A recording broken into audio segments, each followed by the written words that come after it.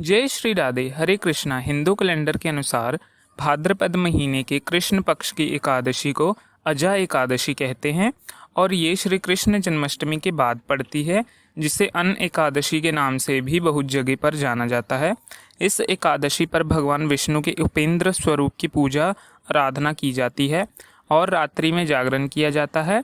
भादो महीने की एकादशी और द्वादशी तिथि अपने आप में महत्वपूर्ण है। एकादशी के दिन भगवान विष्णु की पूजा करने और उपवास रखा जाता है। वहीं भादो मास के कृष्ण पक्ष की द्वादशी तिथि को वत्स द्वादशी के रूप में या वच्छ वारस के रूप में जाना जाता है। ऐसी मान्यता है, जब भगवान श्री कृष्ण 2.5 वर्ष के थे तब वह गऊ चराने के लिए बहुत हट कर रहे थे। उनकी मैया यशोदा जी ने गाय और बछड़े का पूजन किया और फिर गायों को चराने के लिए उन्हें वन में ले जाने की अनुमति दी। यशोदा जी ने भगवान श्री कृष्ण का श्रृंगार किया और उन्हें गौ चारण के लिए भेज दिया, क्योंकि इस दिन भगवान श्री कृष्ण ने पहली बार गौ चराना प्रारंभ किया था। इसलिए इस दिन गाय और बछड़े की पूजा की जाती है। गौ माता और बछड़े का श्रृंगार किया जाता है। उन्हें हरा चारा और ताजे फल खिलाए जाते हैं। प्रिय भक्तजनों, आज की इस वीडियो में आप जानेंगे अजा एकादशी की तिथि और मुहूर्त के बारे में। उससे पहले बहुत ही आसान सी विधि जानिए कि आप एकादशी की पूजा कैसे कर सकते हैं। अजा एकादशी के दिन सुबह सूर्य उदय से पहले उठना चाहिए, लेकिन व्रत रखने वाले भक्त दशमी तिथि के दिन कुछ विशेष बातों का ध्यान रखें। जैसे कि दशमी तिथि को सूर्यास्त के बाद अन्न ग्रहण नहीं करना चाहिए और जो महिलाएं हैं या कन्या हैं इस व्रत को रखती हैं, उन्हें सिर से स्नान एक दिन पहले कर लेना चाहिए। फिर मन में ये संकल्प कर सोना चाहिए कि अगले दिन आप विधि विधान से एकादशी का उपवास रखेंगे। फिर एकादशी के दिन सुबह जल्दी उठकर घर की साफ सफाई करें। झाड़ू पोछा लगाने के बाद पूरे घर में गंगाजल या गौमूत्र का छिड़काव करें। फिर शरीर पर तिल और मिट्टी का लेप लगाकर कुशा से स्नान करें। स्नान करने के बाद एकादशी व्रत और पूजा का संकल्प लिया जाता है। उसके बाद दिन भर निराहार व्रत रखा जाता है। इस दिन भगवान विष्णु की पूजा और भगवान श्री कृष्ण की पूजा का विधान है।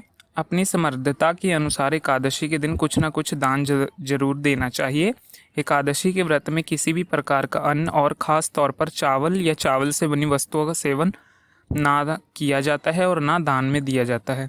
इसलिए आप इस बात का तो ध्यान रख लीजिए कि जो लोग निराहार नहीं कर सकते वह एक बार फलाहार ग्रहण करके पूजा करके घर के मंदिर में पूर्व दिशा की तरह मुंह करके या किसी साफ जगह पर गौमूत्र छिड़काव करके वहां गेहूं रखें और फिर उस पर तांबे या फिर मिट्टी का कलश रखें। लोटे को जल से भरें, उस पर आम या अशोक के पत्ते या फिर डंठल वाले 5 पान रखें। उसके ऊपर पानी वाला नारियल रख दें। इस तरह कलश की स्थापना करें। नारियल की जगह पर आप भगवान विष्णु की प्रतिमा या तस्वीर की भी स्थापना कर सकते हैं। एक चौकी लें जिसके ऊपर भगवान विष्णु की प्रतिमा माता लक्ष्मी जी के साथ विराजित करें। उसके बाद आप सच्चे मन से मंत्रों का जाप करें। धूप दीप जलाकर भगवान विष्णु को चंदन का तिलक लगाकर पुष्प अर्पित करते हुए पूजा करें। हाथों में पुष्प लेकर व्रतों की कथा पढ़ें अथवा सुने, जो हमारे YouTube चैनल पर जल्द ही आएगी।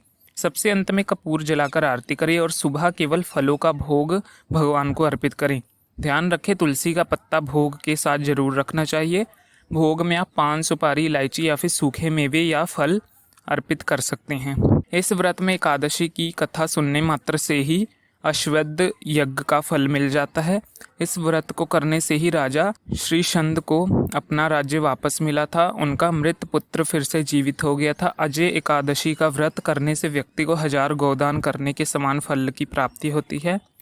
एकादशी की रात को यदि हो सके तो जागरण करना चाहिए और अगले दिन सूर्य उदय होने पर निर्धारित मुहूर्त में ही व्रत का पारण करना चाहिए, क्योंकि इस बार अजा एकादशी के अगले दिन बछ पारस का त्यौहार मनाया जाएगा। ऐसे में आप भगवान विष्णु के अलावा गाय, बछड़े और भगवान श्री कृष्ण का पूजन करें। एक दिन पहले चौकी स्थापित करें। जो भी आपने सामग्री का उपयोग किया है, जैसे मिट्टी का कलश हो तो उसका विसर्जन कर देना चाहिए। यदि धातु का कलश है तो उसमें उसके जल का विसर्जन करें। जो आम अशोक के पत्ते हैं उन्हें विसर्जित कर देना चाहिए। गेहूँ अपने कलश के नीचे रखे हुए हैं, उन्हें किसी योग्य व्यक्ति को दान में दें। यदि हो सके तो आज आप किसी वैष्णव को अपने घर पर आमंत्रित करें, उन्हें सात्विक भोजन कराएं, उनका आशीर्वाद लेकर अपना व्रत पूर्ण करें। इस बार 29 अगस्त गुरुवार के दिन अजय एकादशी का व्रत रखा जाएगा। व्रत सुबह से प्रारंभ होकर अगले दिन सूर्य उदय तक रहेगा। गुरुवार के दिन पड़ने वाली एकादशी अपने आप में बहुत ही शुभ और फलदायी मानी जाती है। इस दिन आप भगवान विष्णु के साथ केले के पेड़ का पूजन भी कर सकते हैं। एकादशी तिथि प्रारंभ होगी 28 अगस्त बुधवार की मध्य रात्रि 1:20 से, जो कि 29 अगस्त गुरुवार के दिन सारा दिन रहेगी और गुरुवार को मध्य रात्रि 1:37 पर समाप्त हो जाएगी।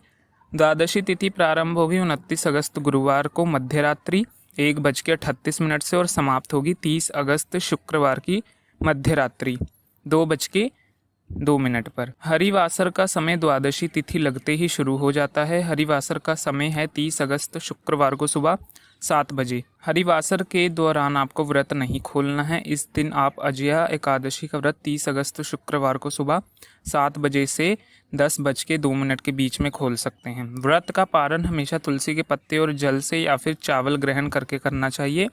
ये थी आज की वीडियो। जानकारी अच्छी लगी हो तो वीडियो को लाइक करके चैनल को सब्सक्राइब नहीं किया है तो ज़रूर कर लीजिए, ताकि इस दिन सुनने जाने वाली कथा आपको हमारे चैनल पे मिल सके। राधे राधे, धन्यवाद।